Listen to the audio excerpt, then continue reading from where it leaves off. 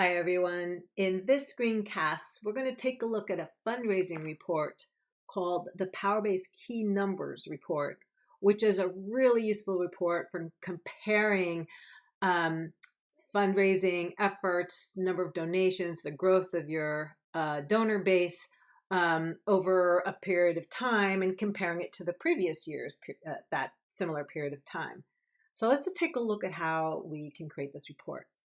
So under Reports on the menu, go to Reports, let's go to All Reports. And I'm going to start with the template. So I'm going to go to New Report to start with the base template, because here it would be found under the Contribution Report templates. And we're going to go to the one that's called PowerBase Key Numbers Report.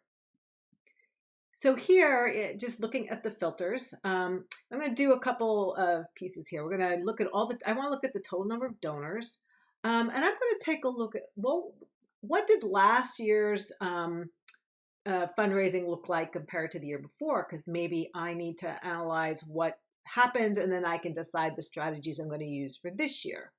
So I'm going to go and just use, I'm going to just look at the previous calendar year, and then it will compare it to the year before. So I'm going to go to the previous calendar year. I'm going to just look for all the contribution statuses that are completed, and I want to limit it to a financial type of donation. Now notice there's other pieces here you can do. I mean, you can compare it to a campaign. Maybe you're tracking end of year fundraising campaigns every year and you're using a campaign. So you can choose what you want to limit this to. So I'm going to just take a look at what this report looks like. So let's just view the results.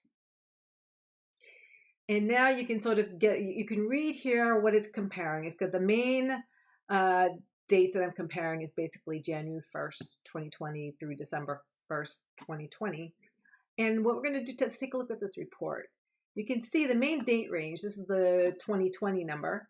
I have 92 donors, but the year before I had 111. So you can see that I brought in, there's less number of donors last year, but let's take a look at the amount raised. I raised more from these 92 than I did from the previous year. You can see what the average donation was higher. And you can see that there's 3 donors who increased their donation. So it's really a great way to look at some numbers. Let's do another one. Let's do a quick look. I'm going to just go to filters. And let's say, again, if you had done an end of year campaign now, since I didn't use the campaign to indicate a specific end of year campaign, I'm just going to use a different date.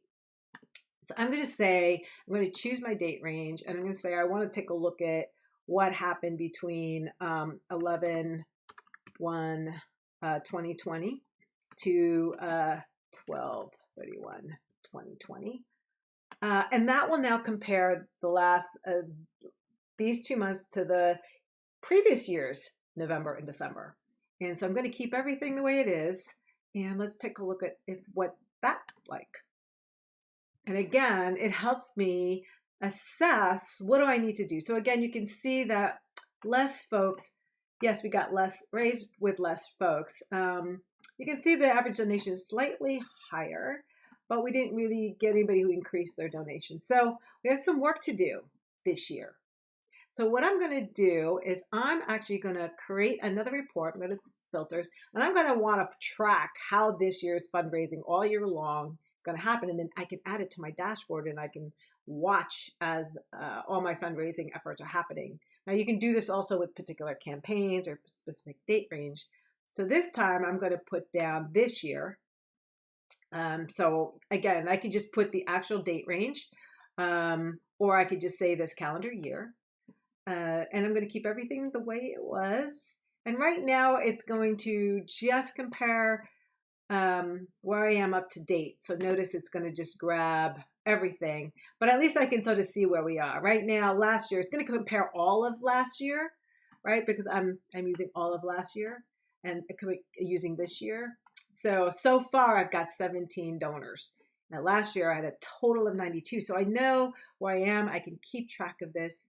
What I can do then is I can go ahead and create this report, and I can call it my key numbers for 2021, right? Now, remember, I did make this as a relative date saying this calendar year. So I want to be careful with that I may need to adjust it for next year or change the name of this report to the next year. So I'm going to click continue.